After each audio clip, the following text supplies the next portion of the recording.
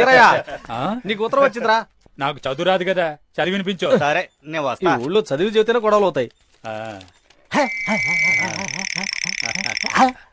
బాగా చదివి చింపేయండి. బాగా చదివిన తర్వాత చింపేమన్నారా? చింపేనా? అలా రాసుందా? చదివిస్తే కదా చించి పారాయి. అయితే ఓకే. గొడవేం జరగలేదు. ఓయ్ చించి పారేసి నీ ఇష్టం వచ్చినట్టు వెళ్ళిపోతున్నావేంటి? మరేం చేయమంటావు?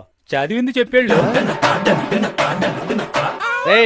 చదివిన వెంటనే చించేయమని రాసింది, చదివాను చించేశాను. అదే అడుగుతున్నా, చదివింది చెప్పేళ్ళు. రే బుద్ధిలే నేతవా, చదివిన వెంటనే చించేయమని రాసింది, చదివాను చించేశాను. ఇంకేం చేయమంటావు? అదేనయ్యా నేను అడుగుతున్నా. చదివావు కదా, చించావు కదా, చదివింది ఏదో చెప్పేళ్ళు. సమస్య? నాకు లెటర్ వచ్చింది, చదివి వినిపిస్తానన్నాడు. చదివాడు, చించాడు.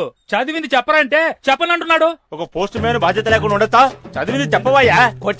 మచ్చడవుతుంది. నువ్వు ఒక పంచాయతీ బోర్డు ప్రెసిడెంట్. ఆ ఉత్తరంలో చదివిన వెంటనే చించేయమని రాసింది, చదివిన తర్వాత చించేయని అడిగాను, చించేయమని చించేశాను.